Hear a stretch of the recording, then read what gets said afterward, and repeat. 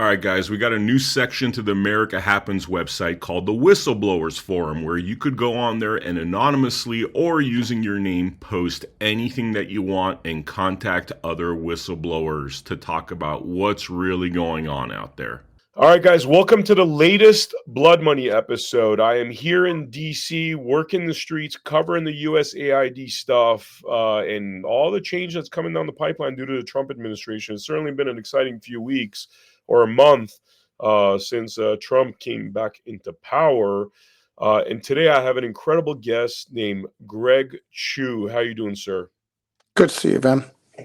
So we met at CPAC, and you were telling me about an incredible concept. I want us to, go right into it. Tell me what you've been working on, and for the viewers out there, this is essentially a financial system. Am I describing that right? A financial system that is beneficial to all of we, the people. I would describe it as an economic system. Financial is a subset of economics. So, Sounds great. Sounds great.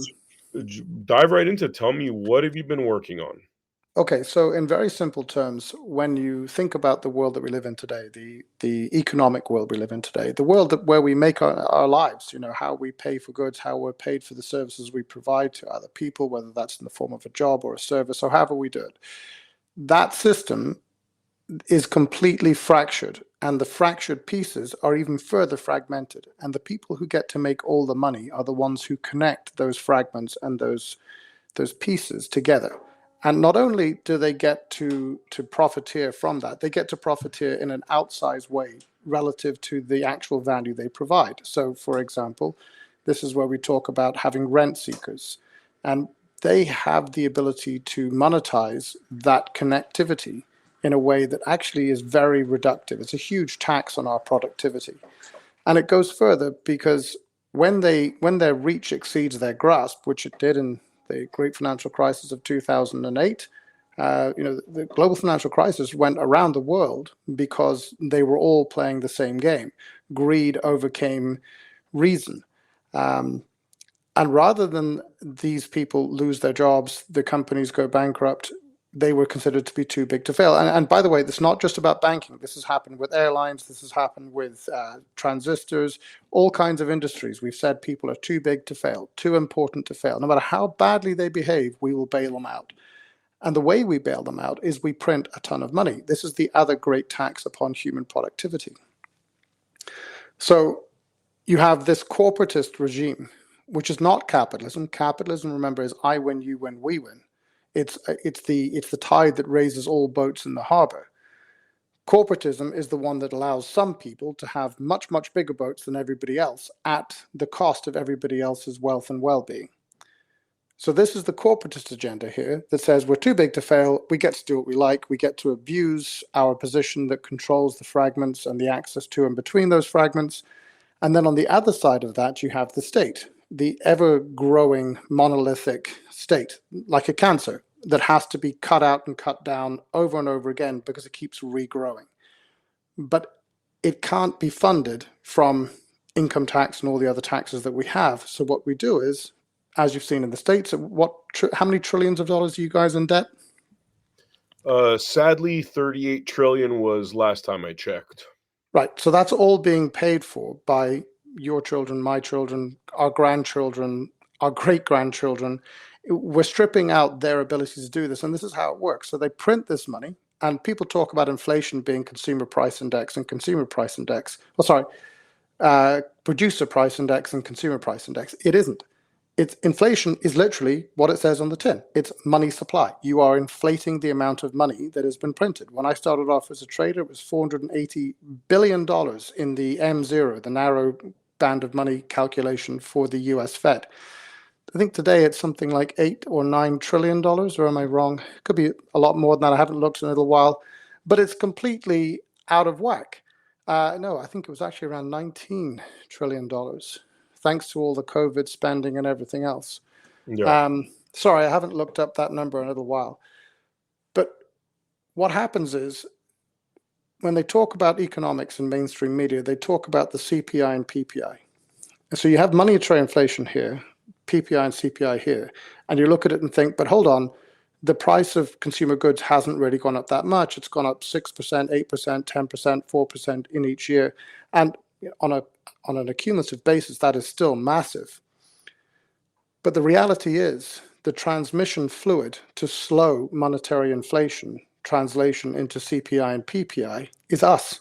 It's anybody who doesn't have any real assets. You see, real assets are all in a bubble of everything. Right now, every real asset is in a bubble. Why? Because there's so much money in the system, and that money is chasing the same limited pool of real assets, property, stocks. And so what ends up happening is all the people who aren't rich to begin with get poorer and poorer and poorer. And effectively, we are being enslaved. Now, that's a process that's been going on for decades. You could argue centuries and millennia in different ways.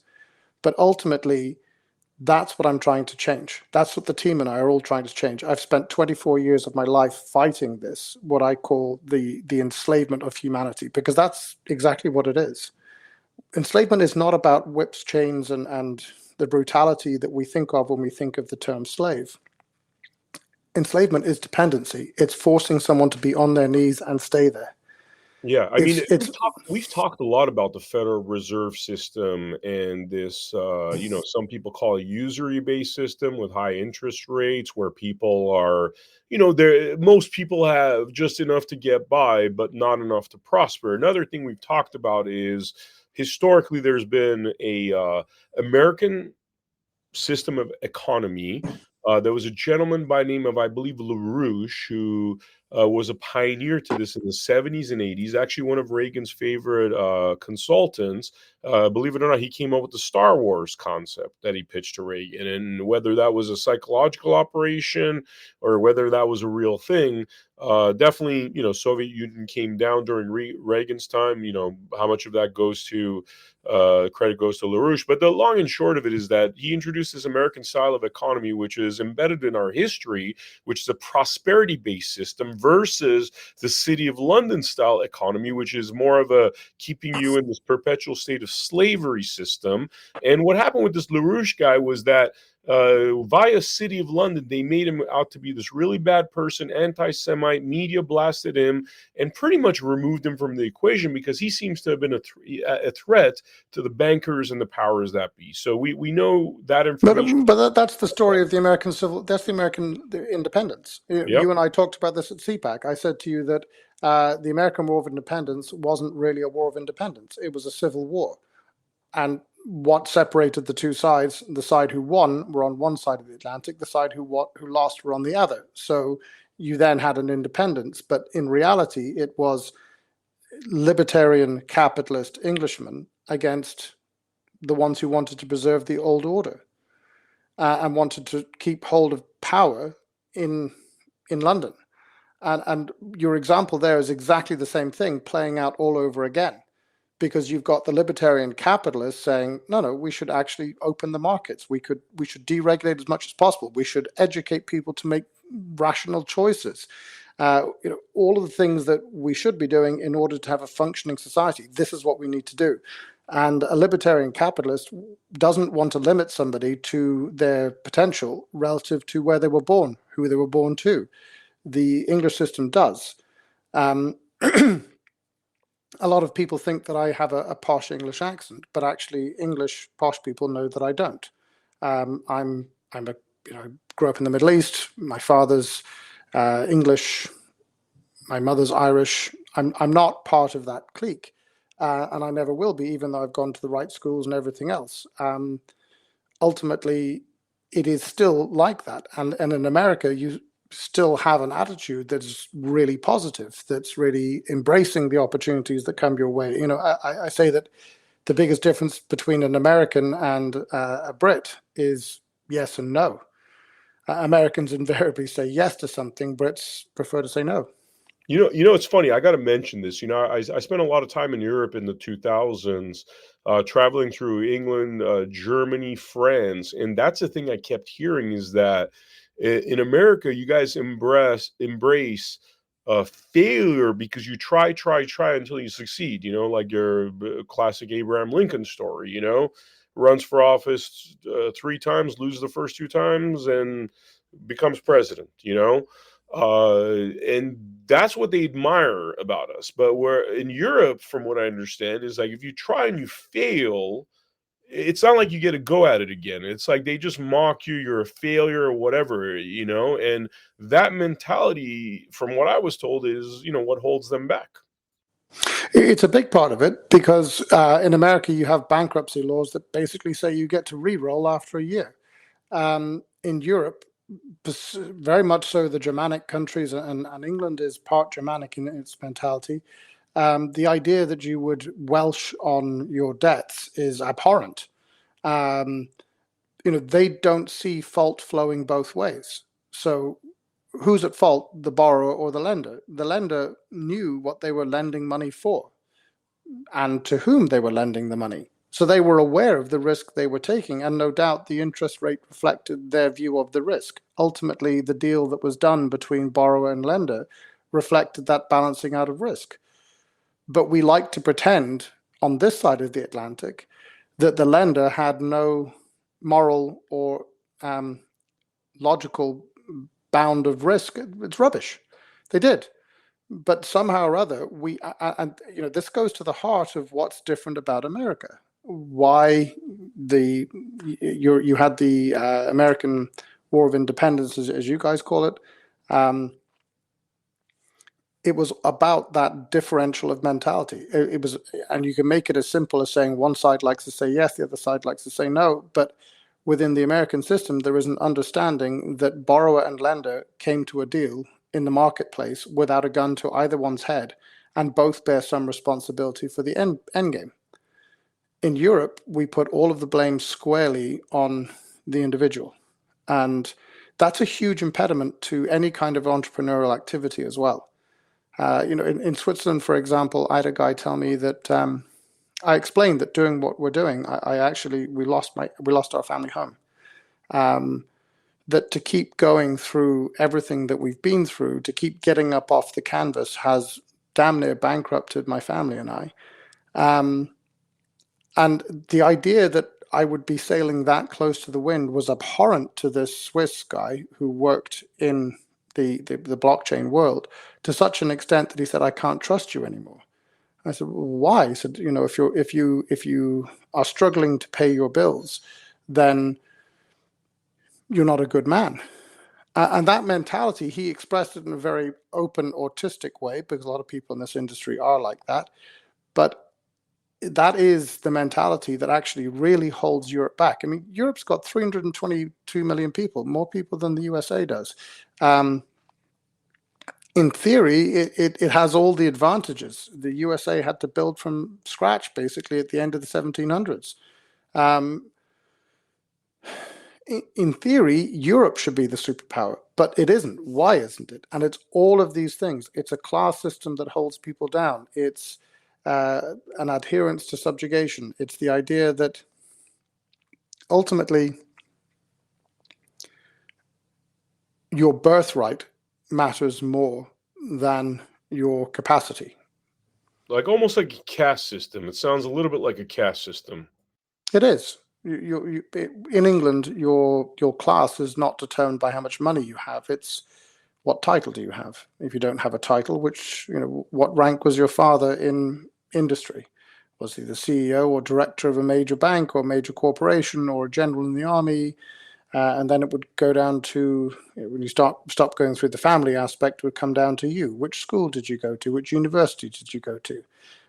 You can go to Oxford University and study geography, and you'll be given more social credit than somebody who went to, I don't know, the University of Reading, which used to be a good university before it became woke, and did law. Why? That's the class system at work.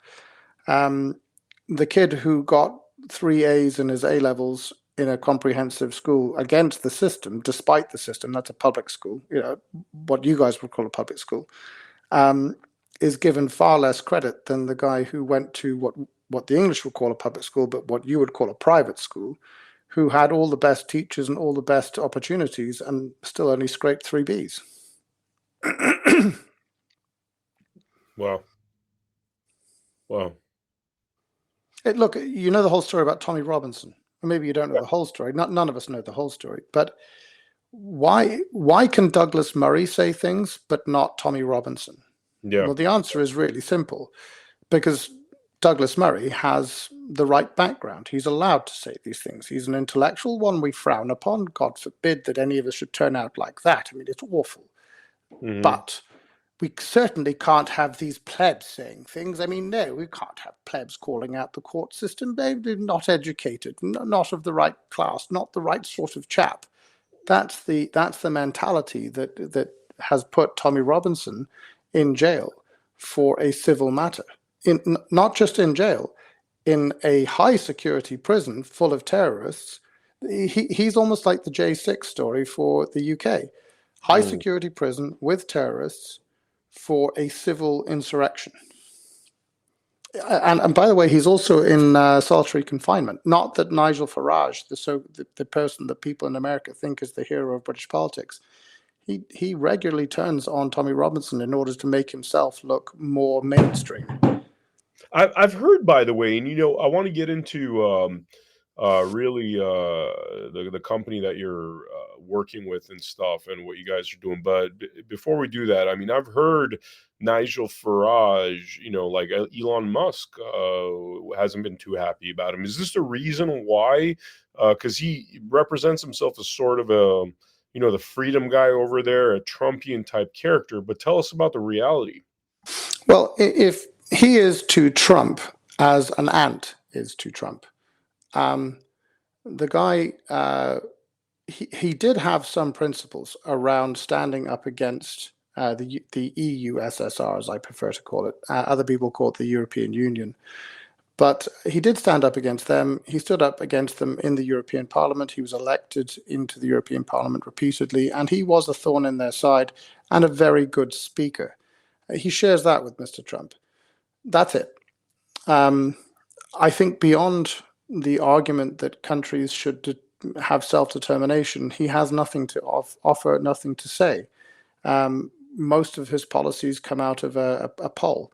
If you want to look at who is actually really smart and really good in the UK, probably the only leader worthy of the epithet in the United Kingdom, it's Rupert Lowe, who is not the leader of the Reform Party.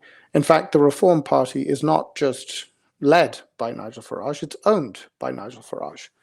So, in context, has he done some good things? Yes. Would I vote for him? Never.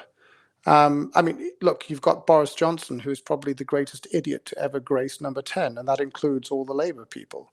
Actually, no, Keir Starmer would certainly, two-tier Keir Stalin, as I prefer to call him, would definitely give him a run for his money. But then you have to wonder how Donald Trump welcomed such an imbecile into his office with such grace, particularly when he did such a good job of explaining the realities of the world to Zelensky today.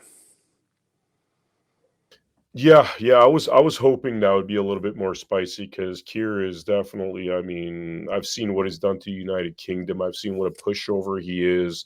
Just an absolute scumbag, if you ask me. I mean, destroying his own country.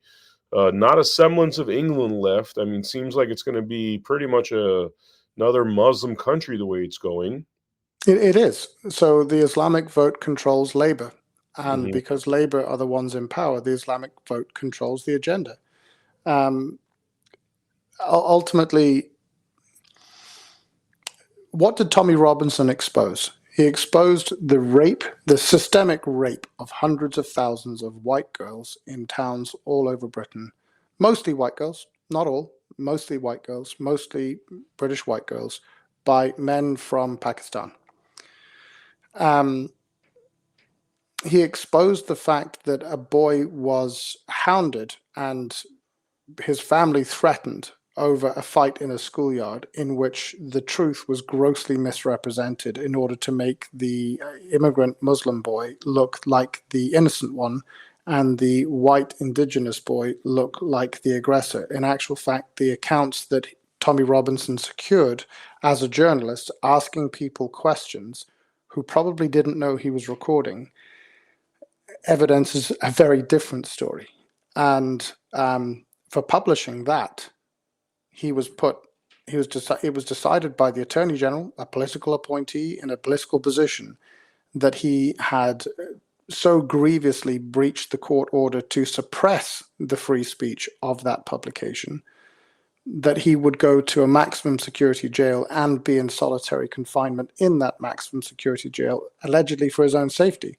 But why is he in there in need of being in solitary confinement in his own safety? Because he's been jailed with terrorists from Islamic terrorists. I mean, you couldn't make it up.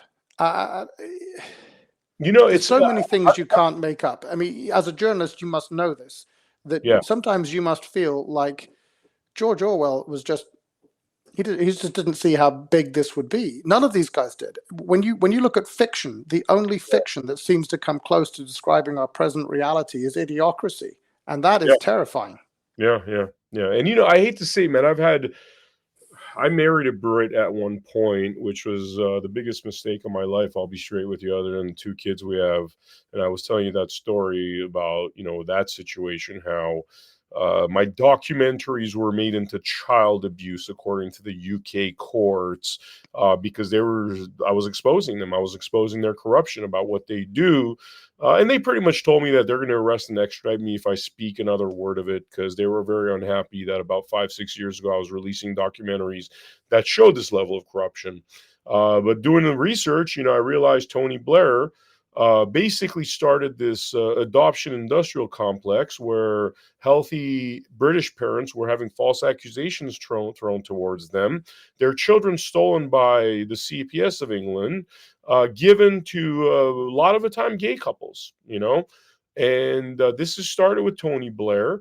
Now, years later, I mean, this has become its own industrial complex. Now we're not only stealing the children, and by the way, one of the things they don't talk about, white adoptive child versus any other religion.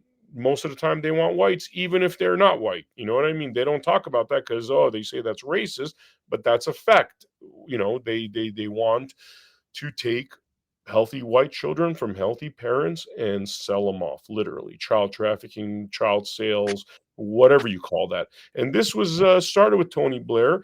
And now 20-something years later, they're allowing the rape of British kids and covering it up, is what you're saying. Covering it up hugely. And the police, the local MPs, they're all complicit in this. Now, this is all, look, in a civilized society, as certainly when we talk about civilized society, we're talking about Western civilization, which is Anglospheric. The idea of freedom of speech, freedom of conscience, the kind of freedoms that we're taught growing up that are human rights, are basic human rights, and actually have driven all of the innovation that led to the Western world's acceleration technologically and commercially beyond everybody else for the last 5-6 centuries, the Enlightenment era on. Those things are at the core of our culture, of who we are. And they don't actually really exist in most places, in all kinds of different ways. So you saw this with the Canadian truckers. They were protesting. Not only did they say you're not allowed to say things we don't like, they shut off their access to money.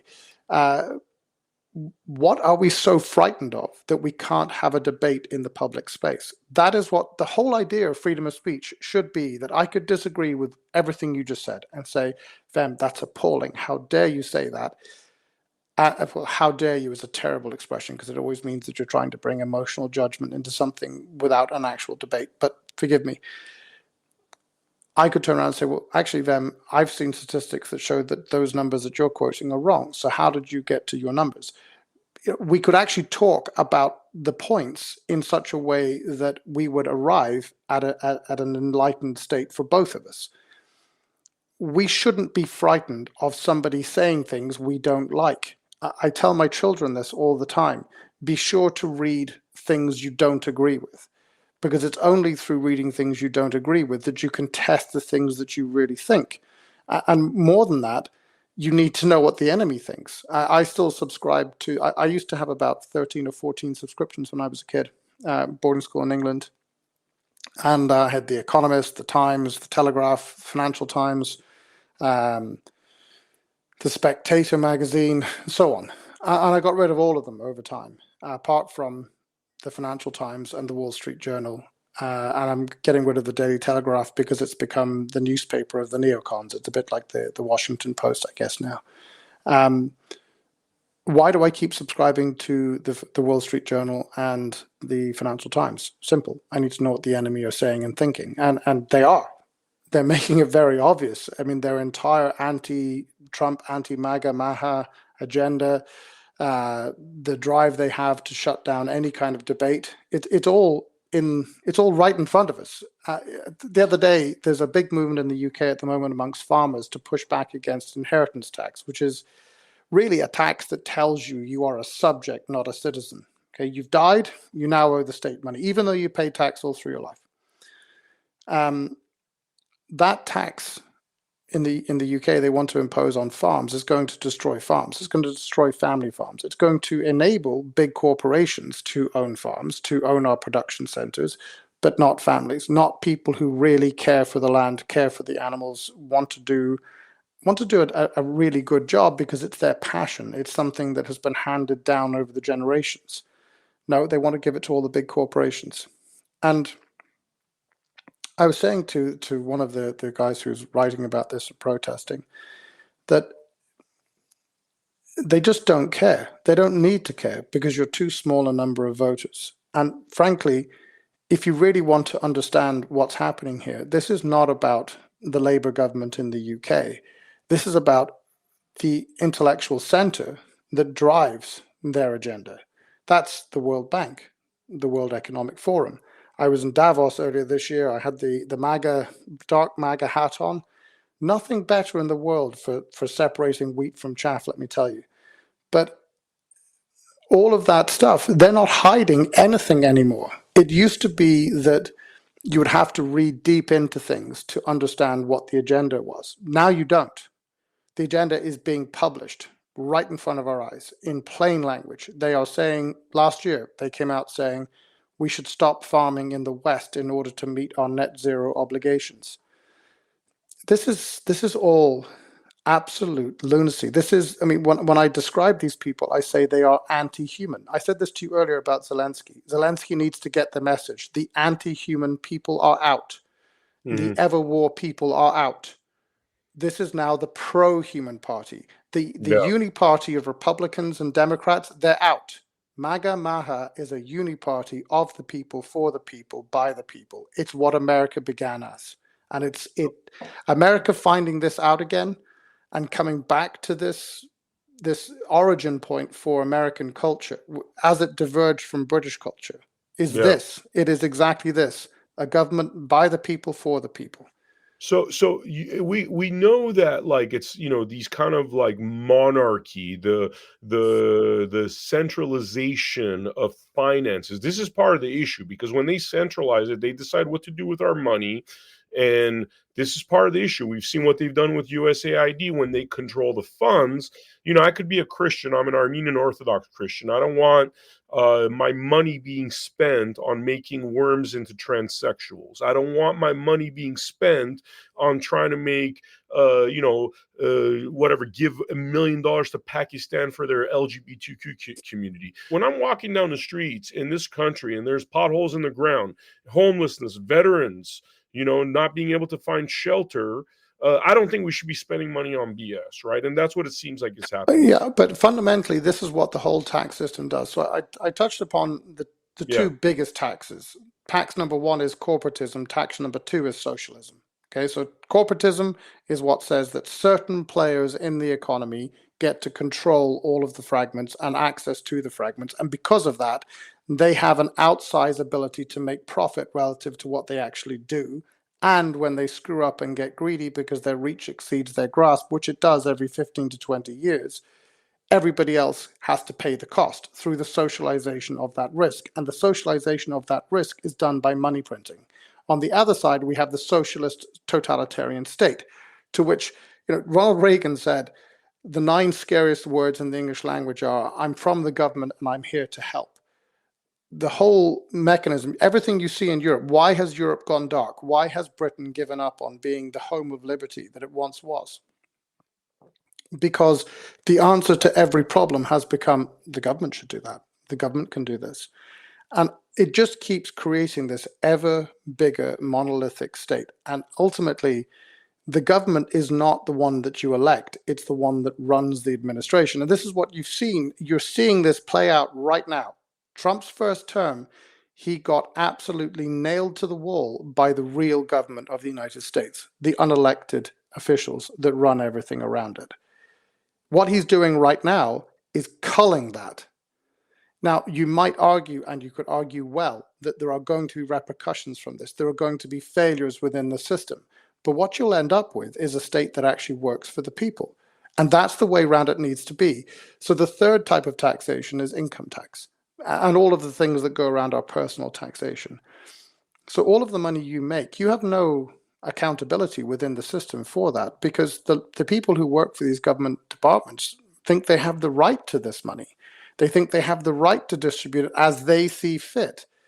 Now, I'm not going to go full Ayn Rand on this and say that everything, including roads, should be built by the people who want to have a road go somewhere. But there is actually a pretty good argument for a lot of those things, to do things by community subscription. Why don't we? Because we have taken all the power we can from the individual and transferred it to this ever-growing monolithic cancerous superstate, the totalitarian socialist system. And corporatism and socialism are the best of friends, because each of them has the same object. It is to make a very small number of people have all the power and all the money at the cost of everybody else. I was trying to explain the difference between these things to my 10-year-old son a few years ago. I said, imagine a harbor, and in a capitalist harbor, as more boats come into the harbor and the boats get bigger, they increase the size of the harbor so that everybody can have a boat, and everybody can have a bigger boat if they earn one. But ultimately, the water just keeps being let in, and you end up with this bigger and bigger and bigger harbor. In a corporatist system, they don't really want competition. They want to have rent seeking. So what they do is they close the gates. And over time, a small number of the people in the harbor will end up with huge boats. And most of the people in the harbor will end up with small boats, little small boats just eking by. And everybody will be sitting in the mud, because all the water will be in the pools on the big yachts. That's corporatism at work. In the socialist system, it's exactly the same thing. Everybody ends up in the mud at the bottom. The harbor door is closed, because that's the way this works. And you end up with a small number of people having all the power. So the hegemony that the cabal is corporatist, socialist, totalitarian state together. And the model for this, by the way, was Nazi Germany. They did it first. They did it best. Wow. So, all right, let's dive into, I mean, you have a solution for the head of the snake. Let's talk about that a little bit. So all the rights you have, I mean, in America, you still have guns. Europe has been disarmed. That's another reason why it doesn't have the ability to stand up and do anything about the state they're in. So you have guns, you have the right to free speech as an absolute right, or at least it's been restored to you as an absolute right. But ultimately, as we've seen all over the world, all over the Western world, if you say and do things the government of the day doesn't agree with, they can turn off your access to money. They can turn off your ability to prosper as an individual. They can cut off anything they want. They can cut off your data, your access to data. They can cut off your certifications. For example, they can just cancel your driver's license. They can cancel your passport. Same with assets. Most assets that you own are subject to some sort of state approval. Whether that's a car or a house, whatever it is, it has some sort of state approval. Now, to some extent, that is necessary in order to underpin those rights. But it's a slightly different thing to say that the state underpins your right and acts as a witness to your right, versus the state has the ability to enforce and take away those rights if it wishes to. And the third thing, your data, your assets, your money. Now, there's two aspects to the your money piece. Number one is the money that you have in your wallet, the dollars, the Canadian dollars, etc. It's all fiat.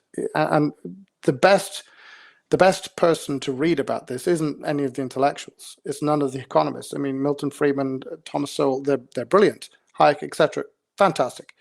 Thomas Mises, all of them, they're all great to read. But if you want the really simple version that's done really well, read JP Morgan's testimony to Congress in 1912 about banking and money. And he describes the greenback, which is what today's fiat money is. It was a credit note, not real money. He describes it as being a credit note. That is not real money. So the money you have in your wallet, the dollar, that is just being printed at the convenience of the Fed to serve the ends of the socialist corporatist machine. And the more dollars there are in the economy, the less somewhere is a value. So what happens is you print more dollars and you get a bubble of everything in real assets, right? So they keep up. But the bit that doesn't is the people who don't have the assets, who don't have all the money. They're getting crushed in their value. They're being turned into slaves. So if not already. So that's one aspect of it, is that this money printing is a huge issue. The second part to it is they can literally turn off your access to it. So when people talk about CBDCs, which is central bank digital currencies, the big opposition is, if I have dollars in my hand, at least I have dollars. They can't be taken away from me. Cash is cash. But if it's in a digital form, it can literally be switched off, and this is true.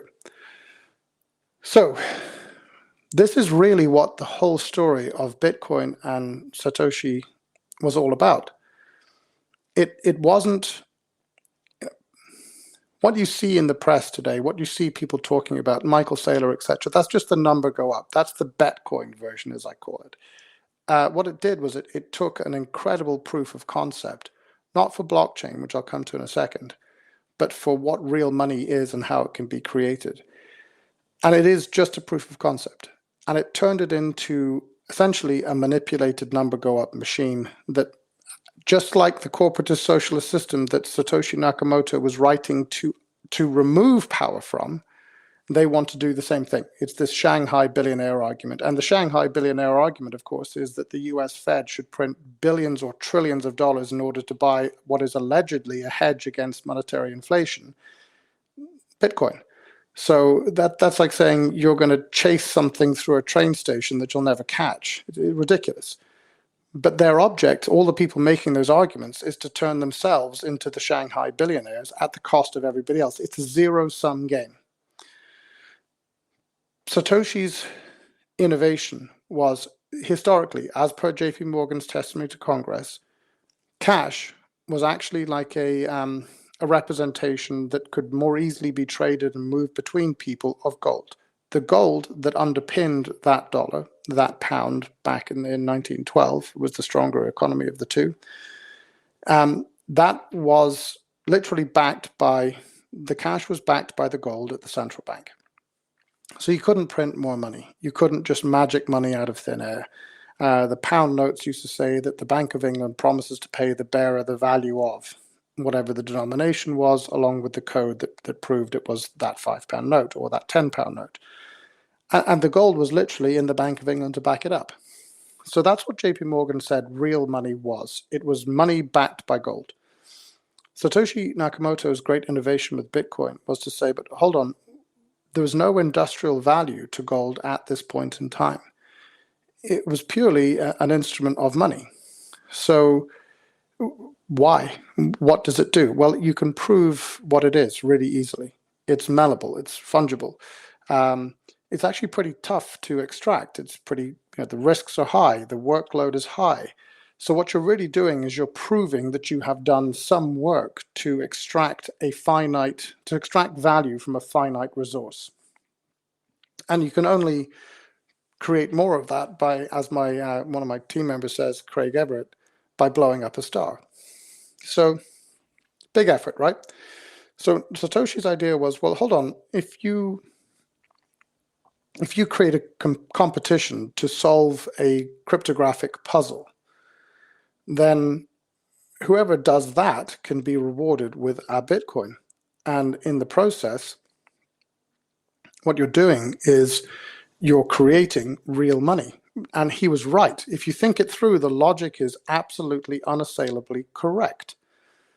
The problem was the efficacy of doing that was so poor that it was never going to be anything other than a proof of concept. And in reality, once it had gone into the public domain, you can't change a blockchain once it's gone completely public.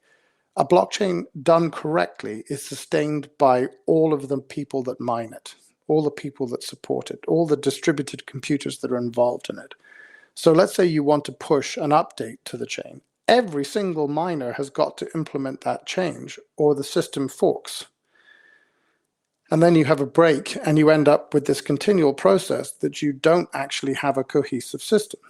So what he was trying to do was to create real money in a way that all of us could participate in, all of us could benefit from, act within, and the proof of concept it created challenged these things. So what have we done? We have made Bitcoin tens of thousands of times more efficient and added in native smart contracts and virtual machines. Those are the means by which you can say that a thing is true. And because a thing is true or because it is false, a subsequent action can occur. Think of it a bit like a vending machine. So a vending machine, it has a 0-1 binary state all the time. Has anybody put money into the receiver? No. So then its state is 0. If somebody puts $1 into the machine says, right, I now have 1. Now I'm going to turn on the keypad and I'm going to ask the person to make a selection. Have they made a selection? Yes or no? Once that becomes yes, it then drops the bottle of Coke down to the bottom and allows the lock to open so that you can get out your Coke. That's essentially what smart contracts are doing. They're looking at a state to say, is something true or false? If it's true, take this next action. At the next action, you have a logic gate process that takes you through a series of events that can be 0 and 1 all the way along. Being able to do that on a blockchain means that you can actually trust the message, not the messenger, securely at scale.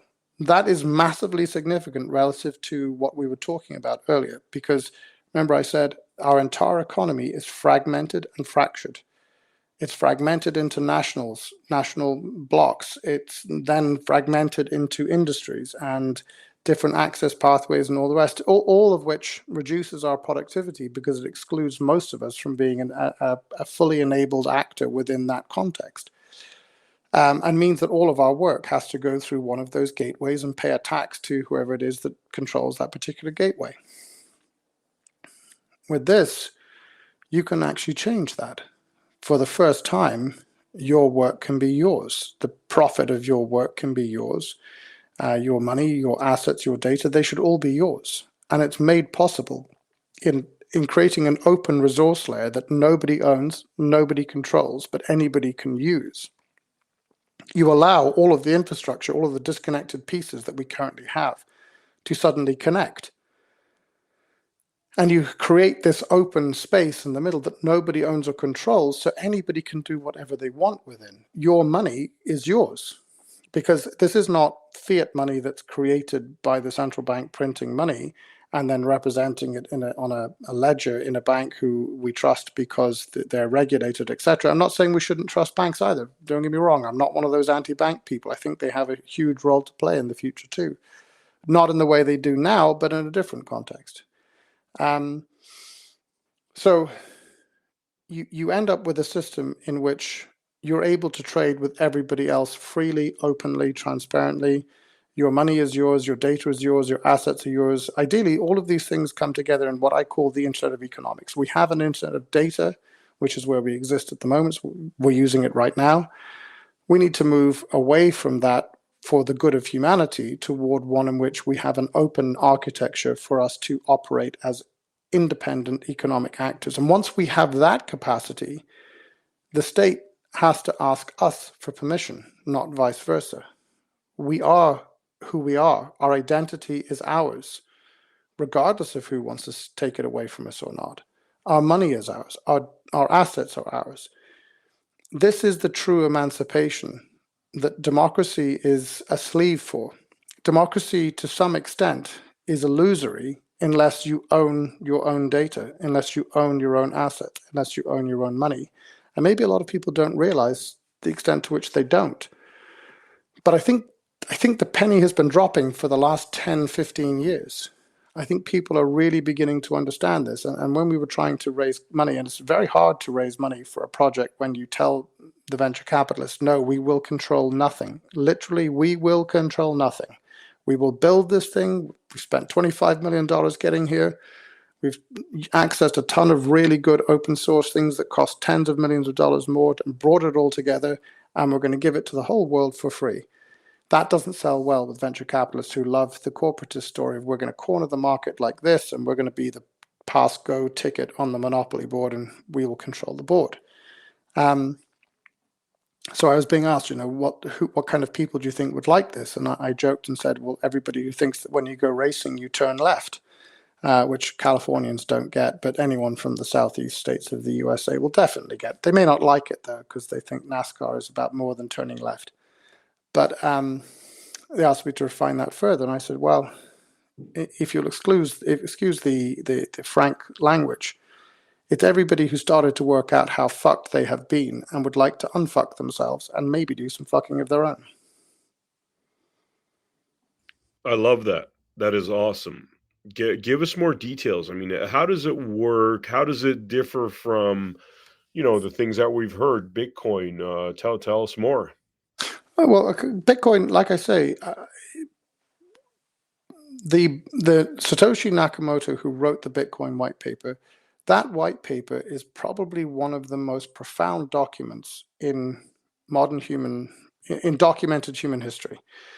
The idea that it created, that we can create real money through means other than something that can be extracted from the ground as gold, that's truly a break that actually moves us into a digital era away from what we've had in the past and allows a reset, if you like, economically.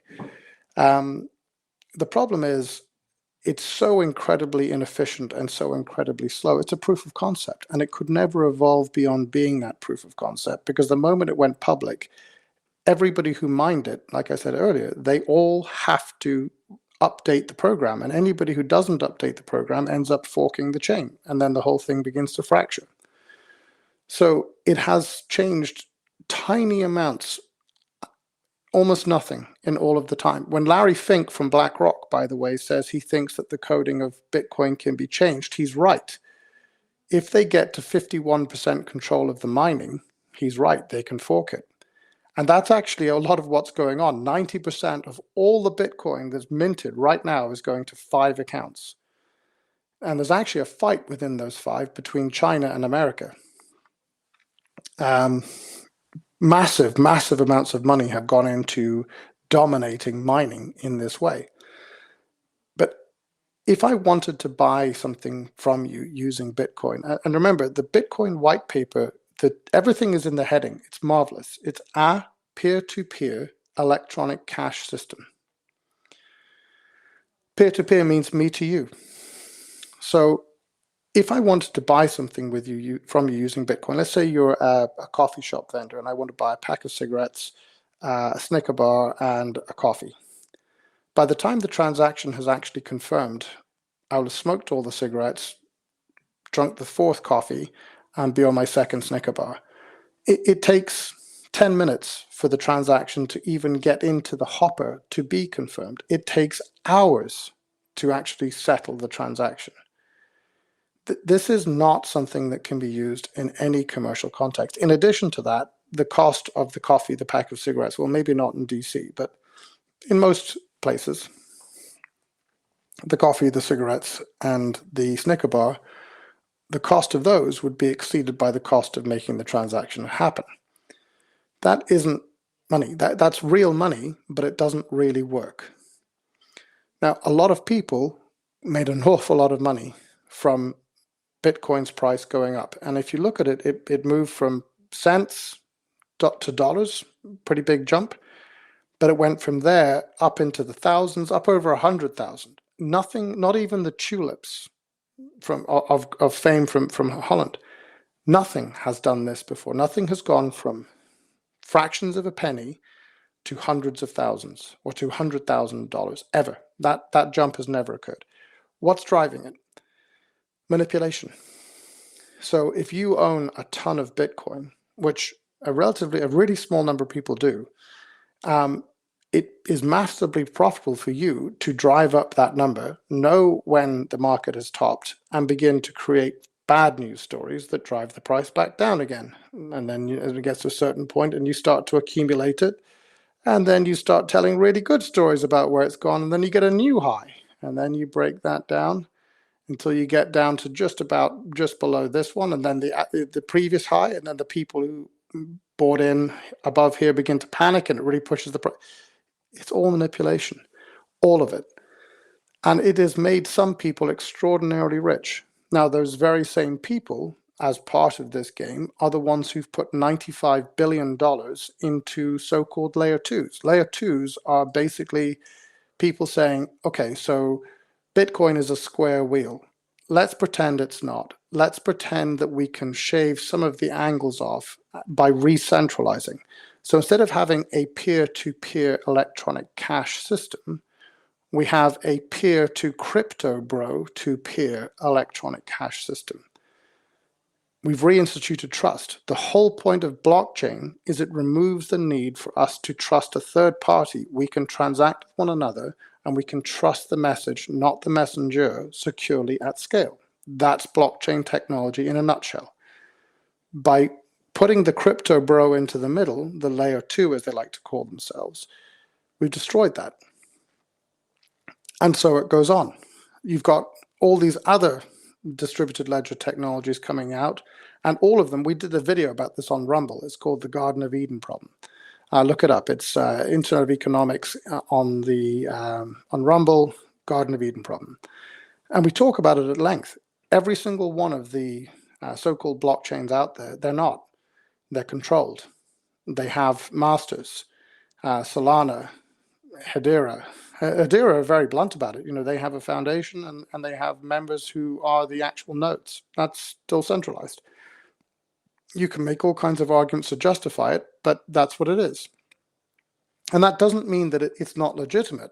It means that it's infrastructure, which we already have. And so blockchain has emerged, not blockchain, distributed ledger technologies have emerged in much the same way as the existing economy has. It's turned into lots and lots of fragmented infrastructure. And then you have these people who literally call themselves layer zero, who want to become the cave-dwelling trolls that sit underneath the bridges, connecting everybody up and taxing everybody. These guys, by the way, they raised, I think, $125 million at a $1.2 billion valuation in 2021. And so far as I could make out, there was no tech. There was just some really slick marketing documentation. There's a friend of mine, Chris, I'm terrible with names.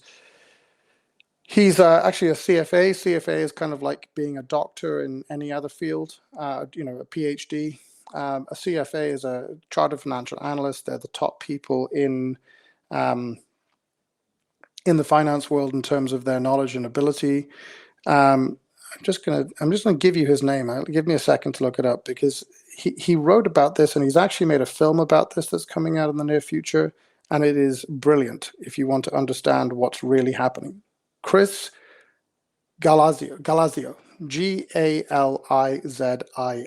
or IZ if you're an American. And all of this has been going on. So these people, all of their money has been pushed into creating the illusion that the square wheel is not actually square, that it is perhaps a polygon. And I say that as a tongue-in-cheek industry joke, because one of the layer twos is actually called Polygon. They're not round. So rather than say, oh, hold on a second, this doesn't really work, let's build something that actually does work. Let's look at the proof of concept, the idea, and let's turn the idea into a reality. Nobody wants to fund that, because that would suddenly put a pin in this bubble of bullshit, frankly. Is Bitcoin worth nothing? No, it has a value. I don't know what it is. We will do a video about it in my team one of these days when we're not under so much pressure in every other direction. And we do a lot of these kind of discussions. We, again, in Rumble, Internet of Economics channel, we did a discussion about Bitcoin and all of the dirty hacks, which is what we're talking about now, to pretend that it works, all of which have been funded by crypto whales to continue and perpetuate the illusion, the myth.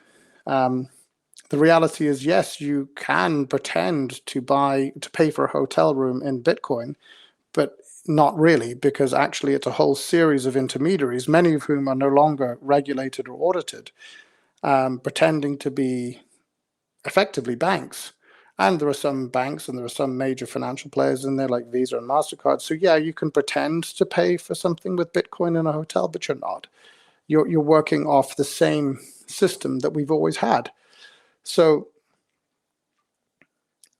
when you see the things happening with Bitcoin, it's actually really sad to somebody like me who's dedicated my life to this cause, because it was a massive breakthrough. I mean, I knew about, I was effectively using blockchains long before. Blockchains are not new. They've been around since at least the 1950s. They're not new at all.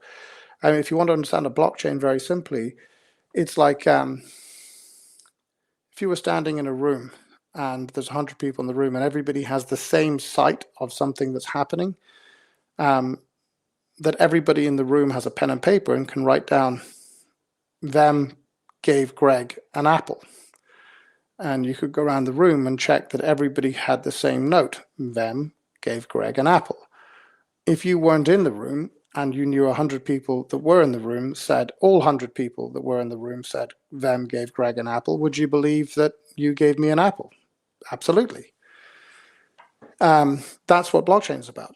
The existing system is to say, well, a bank or a trustee or somebody we put into a fiduciary position witnessed what happened and they put it in their ledger, and because they have oversight, supposedly, we will trust that that ledger is true. So rather than having 100 people say it, we have one person say it, but everybody says, oh, but we have to trust that one guy because that one guy is the regulated entity, the fiduciary, etc. You see how being able to trust the message, not the messenger, has such a phenomenal impact. I mean, when you really begin to unpick that, it's phenomenal. But even when you do that, you're stuck with this problem of, well, how do we have money exist within the system? Because money is actually how we transfer value between people, between things. It's how we pay for services, goods, etc. The barter system simply doesn't work. You know, the whole guns for butter argument doesn't really work. It's not something that you can create an index of. It's not something you can create a transparent market with, so on, so on, so on. There are very good reasons to have money. When you look at the other DLTs that have emerged, they work on a thing called proof of stake. So Bitcoin is proof of work. Its idea is that you prove that you've done the work. And let's give an example of what that work might be when you talk about solving a cryptographic puzzle. So Bitcoin works in 10-minute cycles. 10,000 piece jigsaws are thrown in the air. Everybody gets to try and turn that into the finished jigsaw. Whoever does it first wins. So you understand the degree of computational capacity that needs to be employed in order to solve that puzzle. It's huge. And the risk that everybody bears is that they may not win. So a huge amount of work can be done to get to the cryptographic puzzle solution, which is exactly like a whole pile of people can go mining in the Klondike. Only some of them are going to find gold. And only some of them are going to get that gold to a point where they can exchange it for goods and services. That's proof of work. You can prove that you did the work to get the value, to extract the value from the finite resource. And proof of work actually is the real basis of blockchain. If it's not proof of work, it isn't a blockchain. Let's put it that way.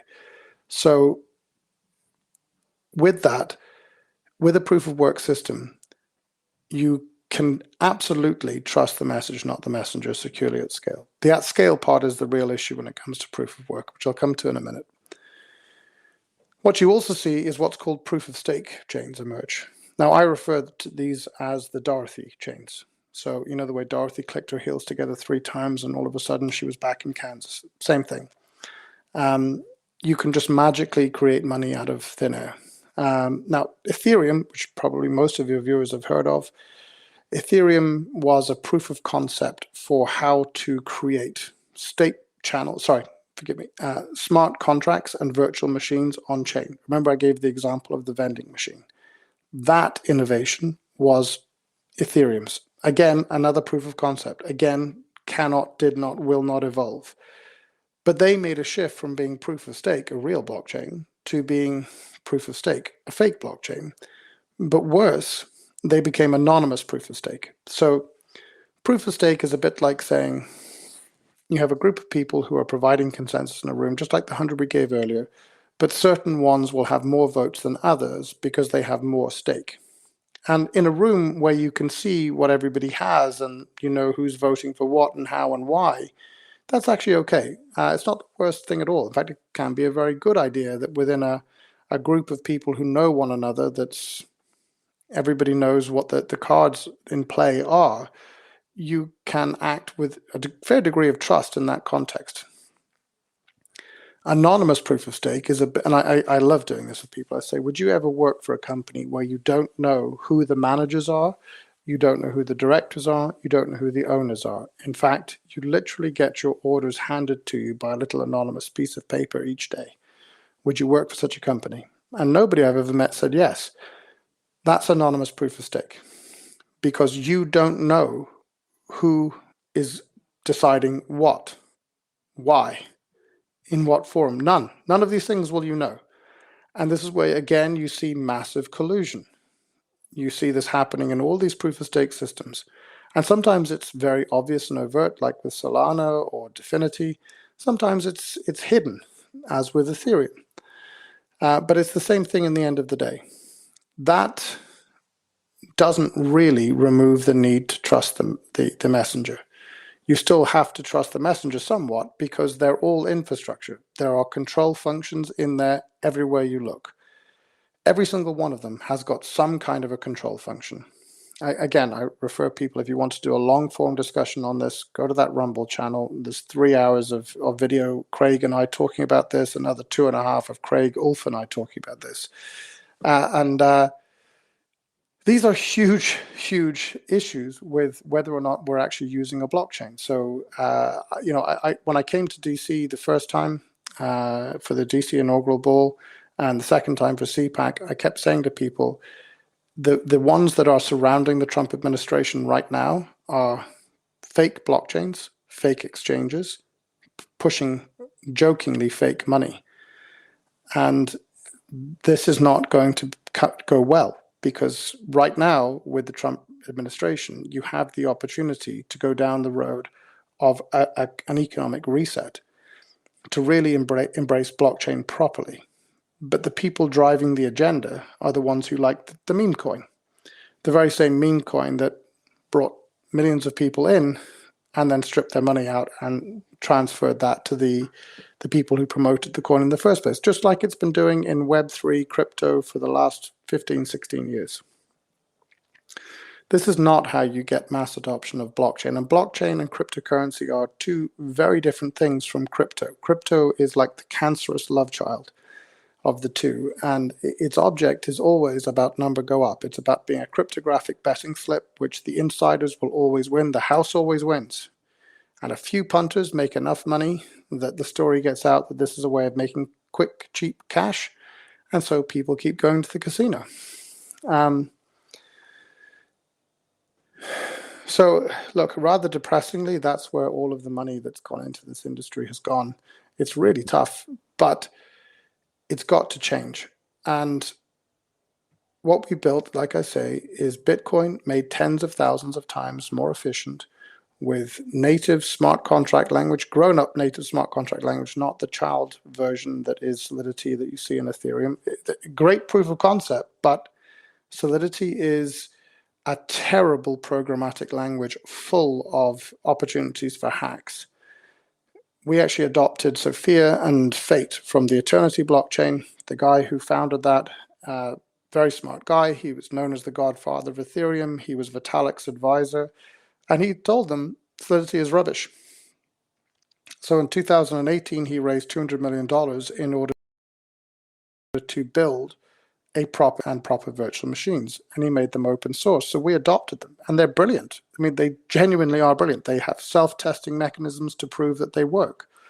That's what we implemented into this. So tens of thousands of times more efficient than Bitcoin as both a blockchain and as real money. native smart contracts and virtual machines. Now, what we say is that it's an actual blockchain.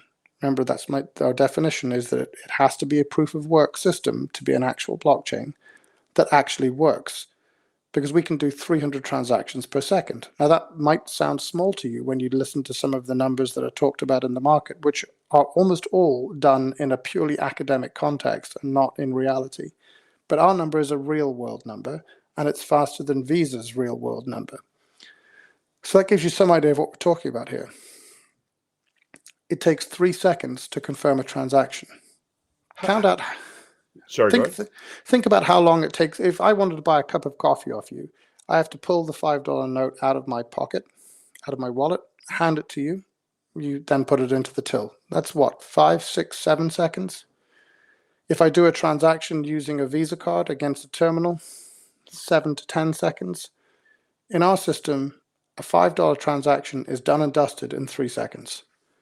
That's real speed. That's real money that's really working. If you wanted to do a $1 billion transaction, you might have to wait all of 4 minutes to be absolutely mathematically certain that that amount of money had moved from point A to point B. Because it's essentially a probability curve. Everything is probabilistic. Don't let anyone tell you differently. Everything in the world is probabilistic. Everything you think is an absolute fact is also probabilistic. You, where you are as a human being, is probabilistic because actually you're made up of atoms. This is what I mean. The probability that this transaction is true after 3 seconds is, let's say, it's 95%. The probability that it's true after 30 seconds is 99%. It takes 4 minutes to get to 99.99999% certainty. That's what we're talking about. That is phenomenally high speed. Nothing on planet Earth transacts that fast. Tell me about the practicalities of it. I mean, I apologize if I'm interrupting you, if you want to finish the thought or whatever. But the like if I'm like, hey, this sounds great, I want to be involved. Like, tell me a little bit more.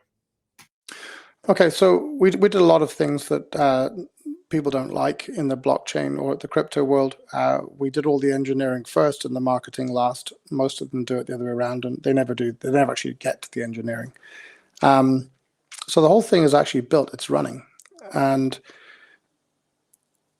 okay, so people talk about a wallet in a blockchain context, and you probably heard that expression. It's a complete misnomer. It's not even like someone saying Hoover instead of vacuum cleaner. It's much worse than that. Really, a wallet is like a complete operating system for your engagement with a blockchain. It contains a vast number of different functions, much, much more complex than simply having money or assets or tokens in there and moving them around. But for the sake of convenience, we'll use the expression wallet. Let's call it the programmatic interface for the more technical people, but wallet is the general term. All of the wallets out there, every single one of them, and I'd love to tell you different because it would have cost us a lot less time and a lot less money if somebody else had actually built something properly, but they haven't. How have they not? What they've done is they program a very slim part of the wallet function. Most of it is being pulled from libraries. Libraries are where you have pre-done pieces of code that fulfill certain functions, and you import those libraries into your code base. So your code base might be this. You import the library and it's this. You add a bit more, and then you import another library. A bit more, another library. Eventually you end up with something that's a complete program, but probably only somewhere between 1% and 20% of it is done by you. The rest of it has been brought in from open source libraries or licensed from libraries. The problem is they're not actually auditing anything that comes into that. And if you think I'm not telling the truth about this, go and do your own research. Go and look it up on Google. There are some hilarious examples of some of the biggest, MetaMask, for example, some of the biggest wallets where their own devs are laughing at how insecure the system is because they've imported these libraries and they haven't audited them. So we say that basically we have the only wallet that hasn't been pre-hacked because we built it from scratch. What do I mean by pre-hacked? Well, if you're the NSA, GCHQ, People's Liberation Army, the guys who did the Bybit heist, the North Korean intelligence services, how do you hack everybody's wallets? Simple. you put code into these libraries that people aren't actually auditing, which they then implement into their wallets, and hey presto, you have a backdoor. So we built a wallet from scratch. That's one. So the means by which you engage with and interact with the Gajimaru, what we call the blockchain, is entirely through this wallet. The second thing that we did was we got rid of passwords and logins. So everything works off the secure enclave in your device. The secure enclave, when I swipe up my phone and it does my facial ID, that's coming from your secure enclave. We made the wallet work from the secure enclave on a phone or on a laptop. We're actually in the process of renaming all of the pieces of the things that we've done, but one of the first things we built was a proper marketplace, a completely on-chain marketplace, which in the demo on the QPQ Internet of Economics YouTube channel, and we have the thing in there called the Quid Pro Quo Walkthrough, which is a marketplace. It's the only marketplace in the world that is completely on-chain. And if you want to test everything I've said about nobody else has built an actual blockchain that actually works, nobody's made real money really work before, here's the test. If you had an actual blockchain that actually worked, minting real money that really works, and it was in the world, what's the very first thing you'd build? It's a marketplace. Why has nobody built an on-chain marketplace for goods and services before now? Simple, because nobody built an actual blockchain that actually worked, minting real money that really works before now. We're the first to do it, so we built the first marketplace. In that marketplace, you can sell any goods or services. It's not intermediated. We do have a moderation function as a business because we have to. If somebody puts children up for sale there, obviously we can't allow that to happen. But any other goods, services people want to engage in, they can do. Whether that's selling your knitted jumper or selling your secondhand piano. All of that can happen in this context. So in that demo, we show this thing called grids. That's what we call it.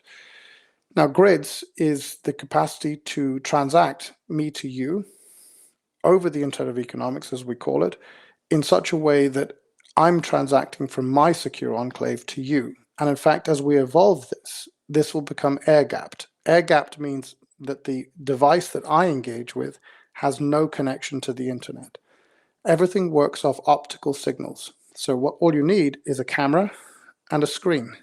If you have a screen and a camera, which even your laptop has, you have the ability to exchange optical signals that allow us to confirm that I am me and you are you, and be able to access our wallets, our money, our data, our assets, and be able to operate upon them and engage with them and engage with third parties.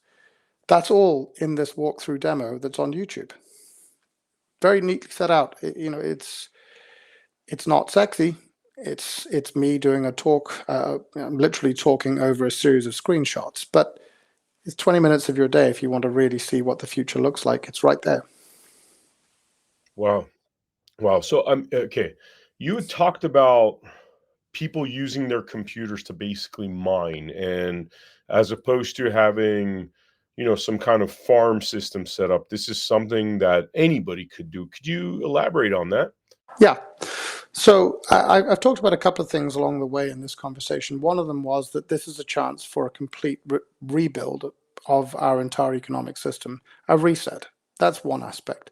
Another is I talked about how Bitcoin, if you want to think of it like throwing a 10,000 piece puzzle into the air and solving it in 10 minutes. That's another. So why do you need multi-million-dollar server farms in order to mine Bitcoin? There's your answer. Technically, that's not what's happening, but the analogy I've given is pretty good. The analogy I've given, is pretty good. It's like a 10,000 piece puzzle being chucked in the air and you've got to fix it in 10 minutes. A cryptographic puzzle is really hard to solve, but really easy to prove you've solved. So you can say, hey, I've won. Give me the Bitcoin. In our system, we implemented it slightly differently. We use something called the cuckoo cycle. Now, the cuckoo cycle is more like a maze. So, those mazes that kids do, and it says Johnny's got to get to Jane, and there are 100 different ways that he can get there. and you have to plot which route it takes. Mm. Well, that's all memory function, because just like the kid drawing, going, nope, that didn't work, start again. Nope, that didn't work. It's testing each avenue. Now, you could get lucky and immediately spot it's there to there. But the way that a machine will do it is it will test every possibility. This is essentially what machine learning is. This is how it works, right? So we create these mazes. This is the cuckoo cycle in a simplistic form. Again, not entirely accurate description from the technical people, but for everybody else in the world, it works. We have these mazes. Mazes don't work on the computational capacity. When you're trying to solve a 10,000 piece jigsaw puzzle, you're using massive amounts of computational capacity because you're having to move all of these parts and see the relativity between them all of the time. Massive computational capacity. Solving a maze is different. Solving a maze is a memory function. Memory is the most over-provisioned, least used part of every computer out there right now. It's also the bit that doesn't run hot. It doesn't use vast amounts of energy to operate. It's extremely cost efficient. By having most of the function be to push the failed solution to the memory and then only hone in on what the actual answer is, you're still doing a proof of work, but you're doing something at a fraction of the time, cost, and expense of doing it in Bitcoin. So that was one part of what we implemented. That in turn means that anybody can mine this. We started the chain on 5 $250 laptops. We had one in Japan, one in Bulgaria, one in Sweden, 2 in Switzerland. That's how we started this. We then added to it with some mini Mac M4s. I think there are now 14 or 15 Mac mini M4s running. And we're just going to keep adding bits and pieces to test different ideas out. But ultimately, you could mine it on your phone. That would be a really bad idea because your mobile phone is extraordinarily expensive. Vast amounts of computational capacity crammed into a tiny little thing this size. This laptop is an extraordinarily effective solution because this is a 5-year-old laptop. You could buy this in a shop for $200 and it would mine the Gajimaru extraordinarily well. So what we did is come back to the point about an economic reset. The whole thing with decentralization, I touched upon it. Now, Bitcoin, it's not a governance issue. Well, not yet. Not until somebody gets to 51%. But 5 accounts do over 90% of all the Bitcoin mining in the world today. That is massive centralization of economic value. And it happens because they've stuck so much money into this. And they've built these massive server farms to do it.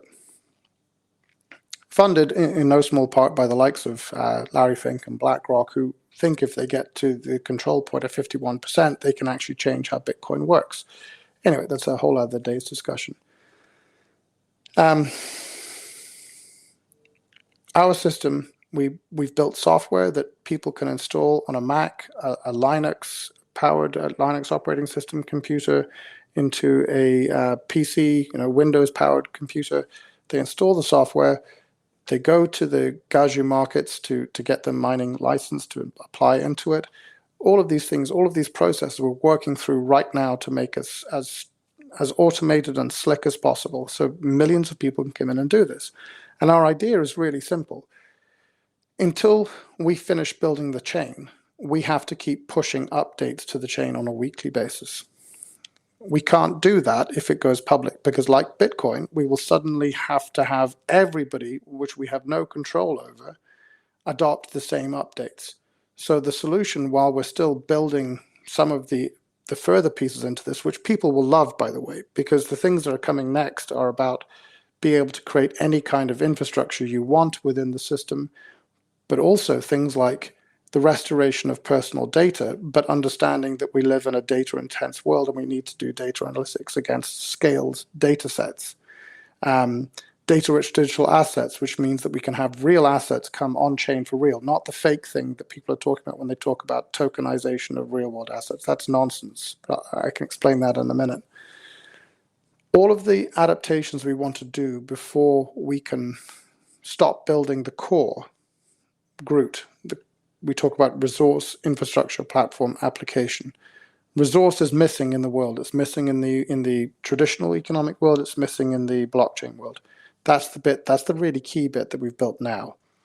What we're working on right now, in addition to that, is to make all the tooling exist so you can build any infrastructure you want, whether that's a national payment rail in America, for example, it's decentralized identity in Poland, it's medical data in the United Kingdom. Whatever you want, that's all infrastructure. The platforms and applications, which is the user pieces, that all flows above that. So when you look at the innovations and pieces we want to push into this, they're core to really making the whole thing work. That point about your money, your assets, your data. It's going to take us another 16 to 18 months to implement all of that. When we get to the end of that, it all goes public. We're hands off. We have no control, no governance, no nothing. Zip. Nada. When that happens, the big commercial miners, the guys who are currently mining Bitcoin, can step in and they can mop this whole thing up, and they can do what they like. Because just like with Bitcoin, over 90% of the mining will be done by these same 5 accounts. But between now and then, as I put it, we can call Marco to the world and have the world shout back Polo. Our Marco is, do you want to continue to be enslaved, or do you want to break free? Do you want to become an emancipated, sovereign individual? The sovereign individual requires your economic emancipation, because without money, without your data, without your assets, without your money, all the free speech and all the guns in the world aren't for much. You can maybe fight for as long as your ammunition lasts, and then you're crushed. Your ability to survive, to live, the Canadian truckers proved this. They not only shut down the truckers in Canada, they shut down all the people who sent them money. They shut down the means by which they could receive money. They closed down any payment service provider who continued to operate. They were closed down.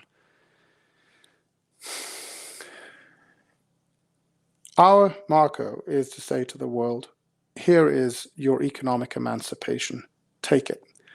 Because we built the software. Everybody can download it and install it on any machine.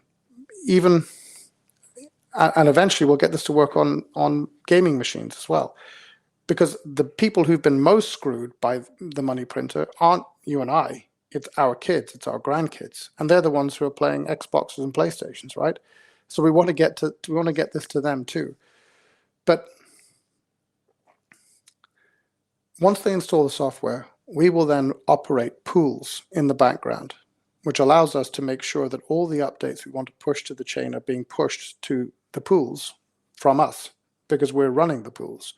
And to this extent, for a little while, you could say that we have more control than we ought in a governance-less system. But the choice we have is do nothing and continue to build this out and then go public and let the big guys come in and take over the whole thing, or do this. And we think this is the better answer. So the aim is to get 10 million people mining. If we can get this message out and we can get the whole world to understand the opportunity that we're trying to literally give you, maybe we can get 1 billion people. The key is all of the computers. I mean, you and I were talking about this in CPAC, and I said, look around the room. How many computers are in this room? How many laptops? How many iPads, tablets, phones? There's a huge amount of computational capacity in the room we were standing in, most of which is doing absolutely nothing.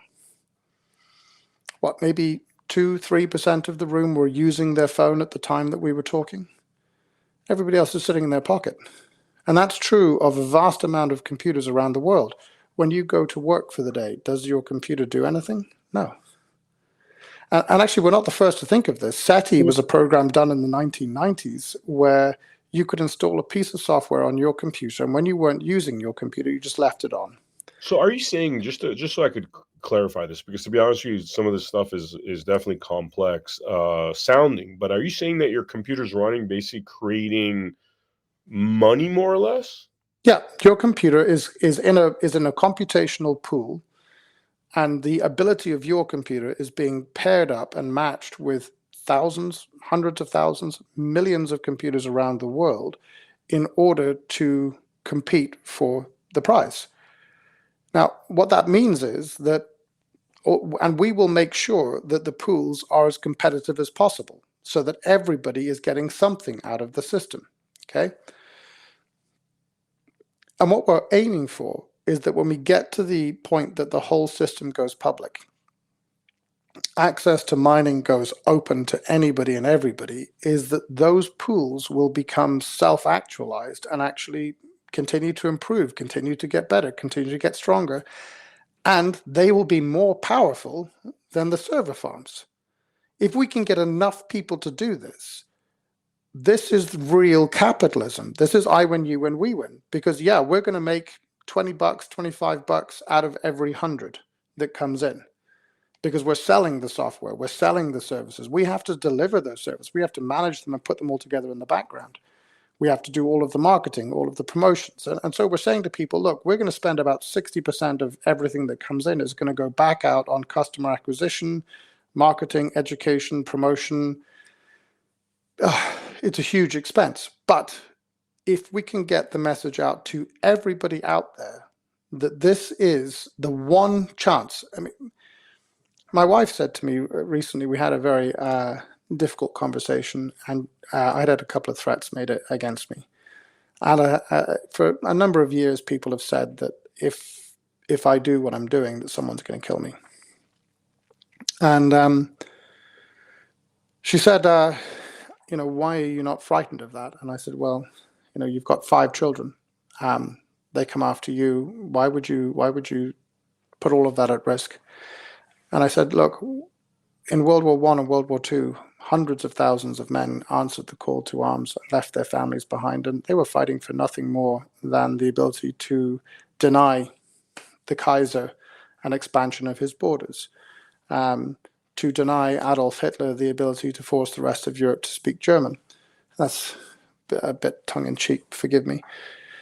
But ultimately, when people talk in a sort of rewriting history and talk about how it was just to save the Jews. No, it wasn't. What was happening to the Jews in Nazi Germany did not motivate the Allies one bit until they came across the first prison camps and actually uncovered what was going on there. That was Belsen, I think. In reality, the war against the Nazis was not about the liberation of the people in the camps. Not until the last days of 1945, and into April, May, June, July. And I said, so hundreds of thousands of these men left their families and went to war over such a trivial thing next to literally a multi-millennial opportunity to deliver the economic emancipation of humanity. From the point where we began to move from a hunter-gatherer existence to a farming agrarian existence, we ceased to be able to move away from a threat. We now needed people to protect us from a threat, and people found that if they were able to exert force, they could take things, they could exert control. This is how we ended up with the feudal system. This is how we ended up with kings. They were the ones who took control.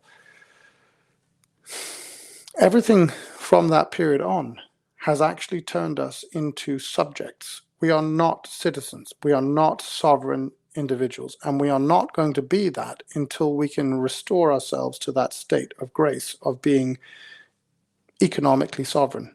Economic sovereignty means electoral sovereignty. It means all of the other things that we think and we take for granted as being citizens, as being sovereigns. They're all illusory until we have that economic control back.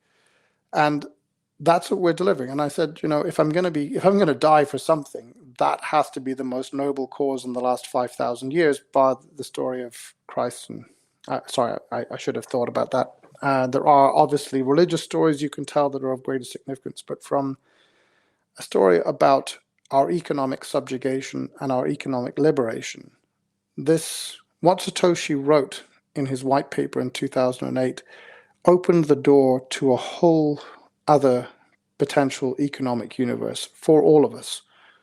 What the team and I at QPQ, which is the company behind the build, what we've been doing is trying to put all of these tools into the world and give them to everybody for free. I mean, all of our patents, all the work we've done, The patents haven't been done so we can exclude other people from this. They've been done so that we can protect the system from bad actors.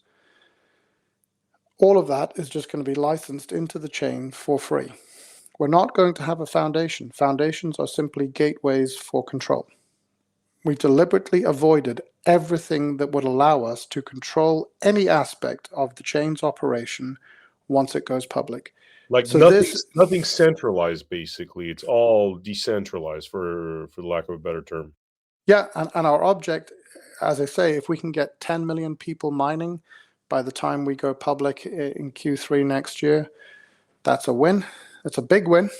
And obviously people can still come on board and mine, and we'll make the software available to everybody to do that. We'll still sell the software, we just won't sell the services. The services will be, we're hoping, a lot of other people will compete to do, because if you're a capitalist, you believe in competition, right? You don't believe in cornering markets. That's a corporatist game. Everything we've done has been about eating our own message. We're not telling you to eat our dog food. We're eating it to show you, come with us. Every single thing we've done is that. We have adhered to that message to the most painful degree imaginable, because it would have been so easy for me to have written a bullshit white paper 10 years ago, gotten a ton of money in, and not be facing any of the financial or personal struggles that I have. And the same with my team. The team who've been with me over the last almost 2 years, the previous CTO stole everything because they didn't like the idea of something that the whole world would own. They wanted something that they and one of the investors at the time would own and control instead. So they stole everything and tried to destroy the company. Thankfully, a new team came in who shared the vision, shared the belief, and they haven't had it easy either. They're living on a fraction of what they normally would, because we've had some wonderful people support us through this, but none of the Silicon Valley guys would ever touch this. So we could have sold out 100 different ways before now. We're not. We haven't. We've taken the hardest possible road to get here. Why haven't you ever heard my name, the company's name, the CTO's name? Ulf Figer, one of the smartest human beings on the face of the earth. I have an IQ of 160 and I'm the dumbest guy in the room in every morning stand-up. Craig Everett, phenomenal guy, ex-US Special Forces, incredibly smart guy who knows distributed systems better than almost anybody on the planet, bar Ulf. Dimitar Ivanov. We joke on our website, we have alternative bios if you go into the Easter egg piece of the website. And his is escapee from Soviet Russia, etc., etc. He's not Russian, he's Bulgarian, but the Bulgarians, when he was growing up, he's of our age, a bit younger actually, were under the jackboot of the USSR. So he knows very well what socialism is and isn't. Peter Santosh, who came on board to do all the marketing work, these are people who've bled to get to where we are. Phenomenal people. And you've never heard of us because we haven't taken a single shortcut. We have spent every penny we have on getting the engineering right. That's the opposite of everyone else in the industry. Everyone else in the industry put out a white paper, did a pretty deck, and again, I talked to that guy, Chris Galazio. He nails this in a film he's releasing later this month, March or April. Pretty decks, all this kind of stuff, and they got tons of money in.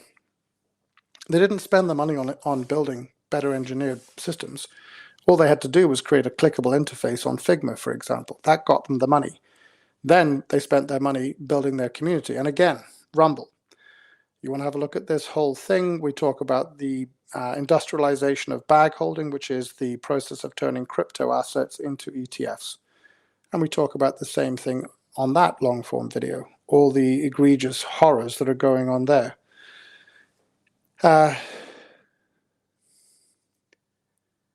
Ultimately, we've not taken a single shortcut. We've done everything that puts the engineering first, and now we're trying to get the whole world on board. We're not just going to open it up and let anybody come in and mine, because if we do that, we're going to see the big commercial miners come in and wipe everybody else out. But if we do this well enough, if people like you work with us, people who have an audience that is our audience. The very first event that we sponsored was the Trump inauguration party in DC, the crypto, it was MAGA Maha crypto inaugural ball.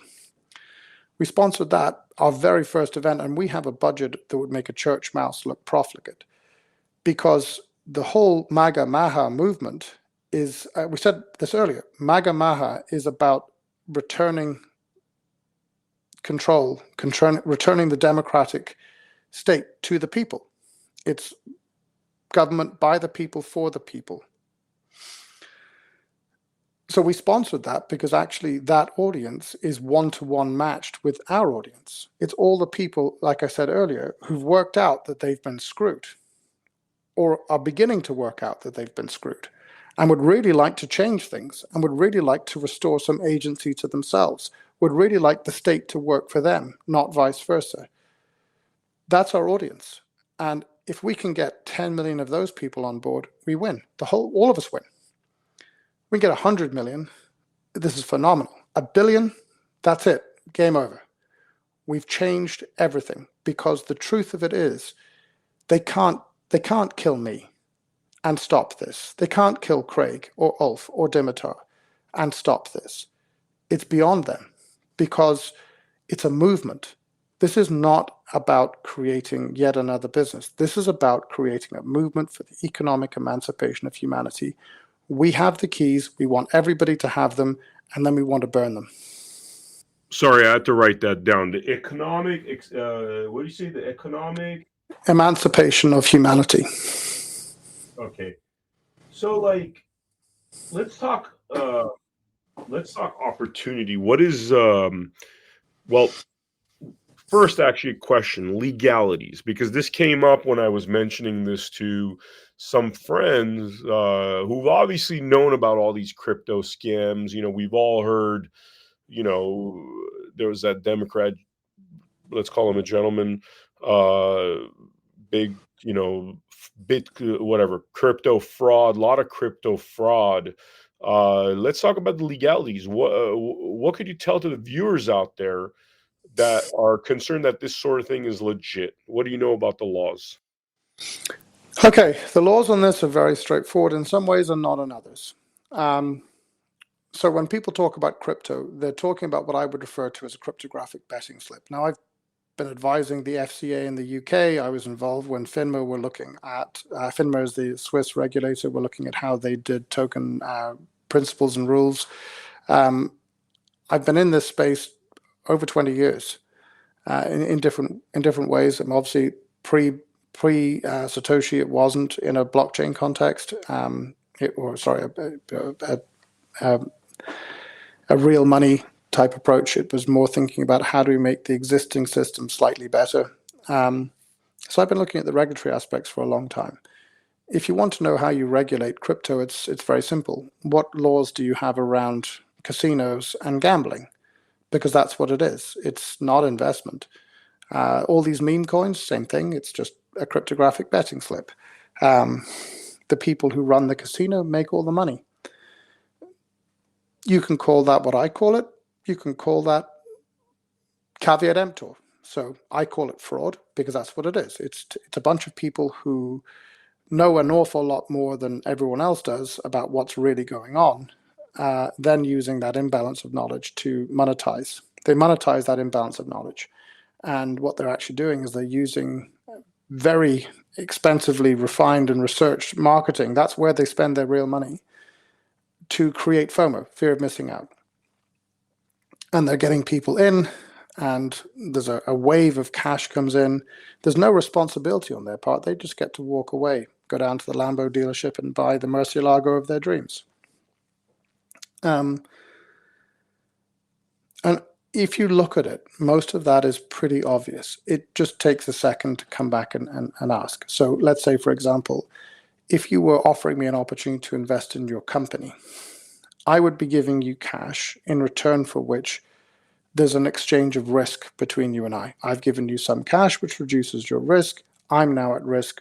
losing that cash. So I want to support and help you build and grow your business, etc.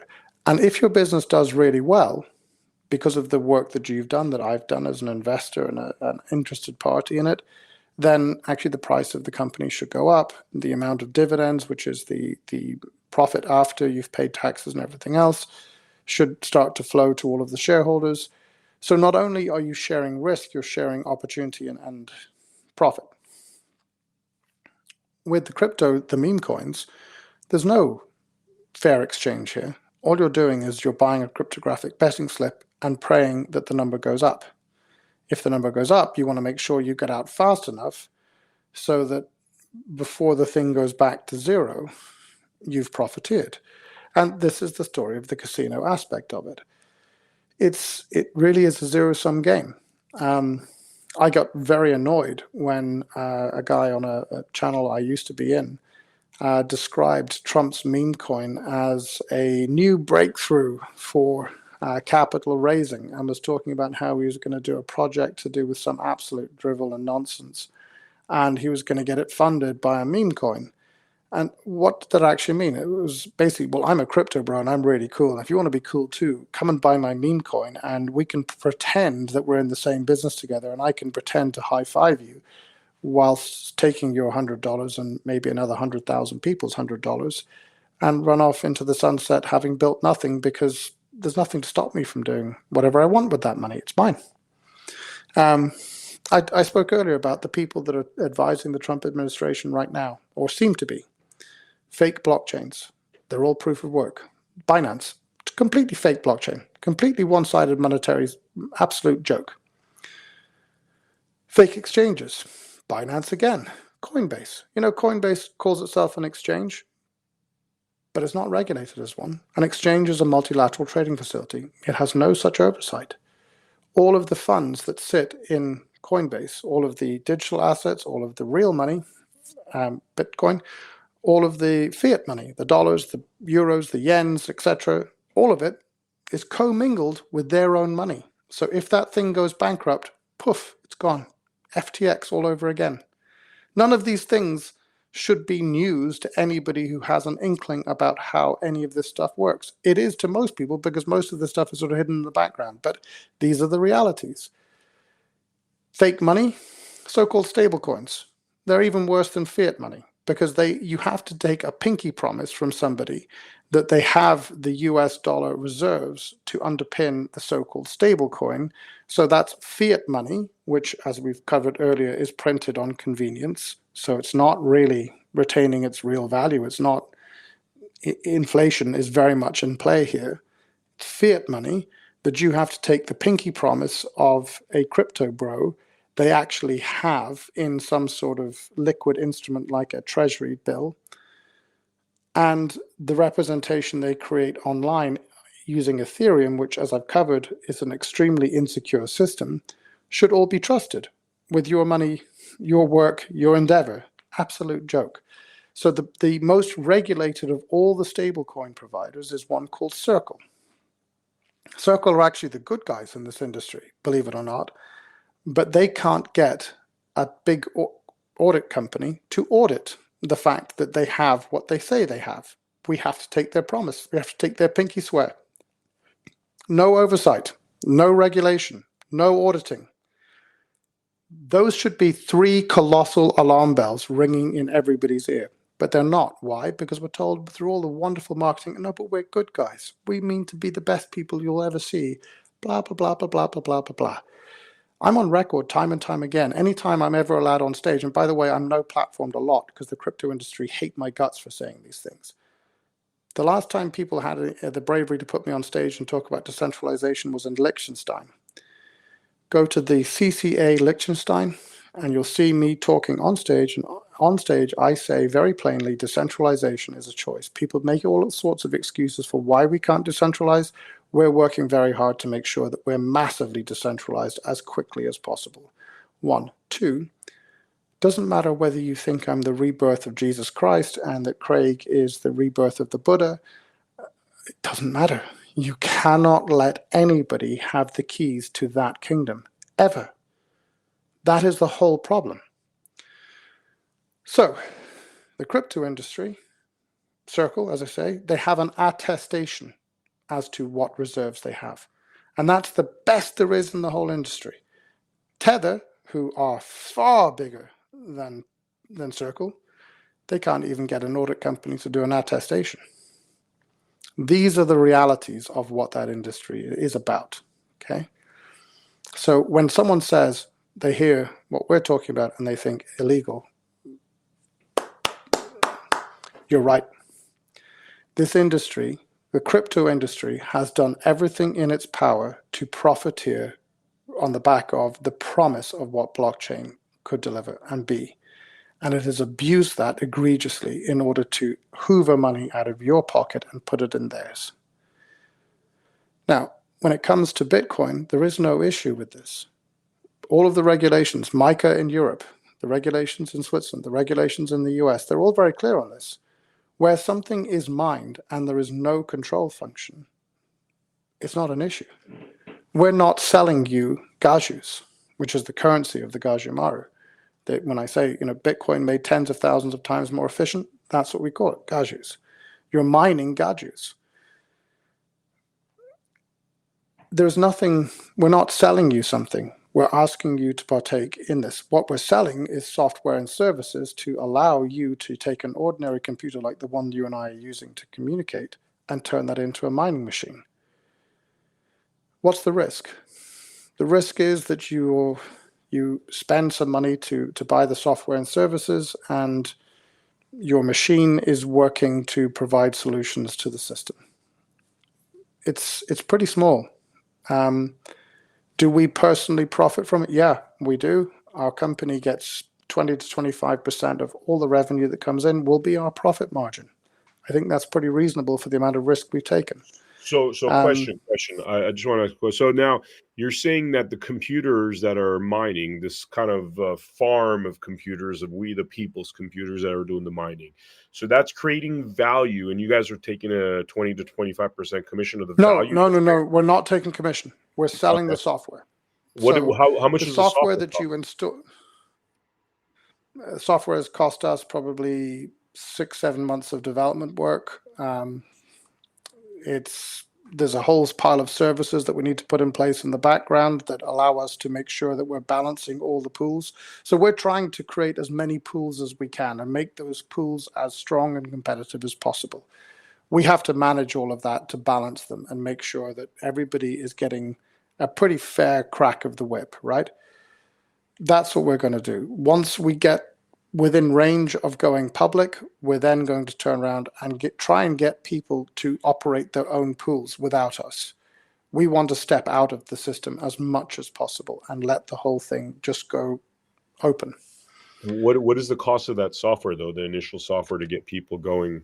The software is anywhere between 100 francs. We're a Swiss company, so we're doing everything in francs. There's 100 is the very basic package. What is 100 francs in US dollars, just so people understand? It's about 100 depending on exchange rate. I haven't looked at it in a while. It's anywhere between, let's say, 105 and 115, depending upon where the fluctuation, the exchange rate goes. So they spend, whatever, 115, 120. Yeah. To get going, and now they're basically mining currency. Yeah. Okay. And that's one part of it. The other thing is that we're giving everybody who buys one of those memberships, we call it a mining membership. So everybody will get a different membership package over the time. So the first people coming in right now, we're calling the pioneers, because guess what? They're pioneering this. They're going to be the ones that we test everything out on and make sure we've got everything right with before we go to the next group. And so we'll keep iterating month by month, create new pools, create new delivery methods, etc. And that will then allow us, hopefully, to get to the millions. My hope is, okay, I'll explain this another way around. In order to mine all of the gajus in the Gaju Maru, it will take 87.5 years. You've heard of Fibonacci? I have, but refresh my memory. Okay, so Fibonacci is he was a mathematician, and he detected that everything in nature corresponds to a series of numbers, every single thing. 1, 1, 2, 3, 5, 8, 13, 21, 34, 55. What are they? They're the previous two numbers added together. So 1 plus 1, 2. 1 plus 2, 3. 2 plus 3, 5. 3 plus 5, 8. Everything in nature corresponds to this. The ratio, the golden ratio, is a Fibonacci ratio. And so if you look at a snail, the size of the snail's casing is a Fibonacci ratio. That's exactly what we've done with the bonding curve, the curve across the mining curve. Okay, so as it starts over here, the amount of work required to solve the puzzle is pretty small, and the rewards are pretty high. But the further you get around the curve, the more it goes like this. So right at the end, at the 87.5 year. Question. So you're saying that the pioneers have most of profit because they're on the lower end of the curve. The earlier you mine, the more of this you'll get. But in order to make this work in such a way that the maximum number of people can get involved, what we've done is we've constrained the amount that somebody can get. So we've removed the economic incentive to cheat. So let's just say, for example's sake, if you bought the top package, and we'll only sell very few of those. Most of them are going to be the $100, 100 franc packages. I think about 56% are that, and another 20% are the 250 and so on. It becomes, I think it's 0.2% of the memberships will sell in any month will be the 10,000 franc packages. So let's say you buy a 100 franc license, $100 license. And it says you can mine 10 gajus per day. But you put that license, that membership onto a server farm. Okay, so now you're sticking that onto a Bitcoin server farm. You're going to mine everything. And we're just going to go, okay, no, you're capped. You're limited at this amount. So the economic incentive to put that membership on a server farm has been removed because your cost to run the server farm is going to be colossal and your reward is going to be tiny relative to your cost. So the aim is to do it this way. Now, what happens if we fall below our targets? We only get 5 million people in. Well, then we're going to have a problem because the distribution won't be good enough. So we'll take the excess that's mined during that period and we'll make it available to market makers and try and make sure that we stabilize that price as much as possible so it stays within a range. Because if you walk into a shop and the price of the currency you're working in, gajus, is going up and down relative to other currencies madly, like you've seen happen in the past with Bitcoin, you can't actually transact. So that's going to be solution A if we don't do as well as we hope. Solution B is so many people come in and mine this that actually the distribution is huge. You know, if we got to 1 billion people mining this, distribution is so big that the thing stabilizes all by itself. You don't need to nursemaid it. It will look after itself. Anybody can build anything they want. We've built a marketplace. We've built the means to make payment in a shop. You know, anybody who has a mobile phone can transact with somebody else. We've built all the reporting systems into this as platforms that we will run.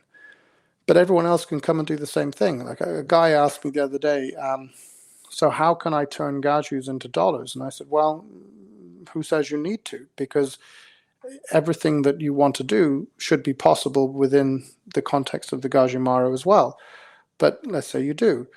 Why are you asking me when we're going to build an on-off ramp from fiat to gajus? Why don't you build it?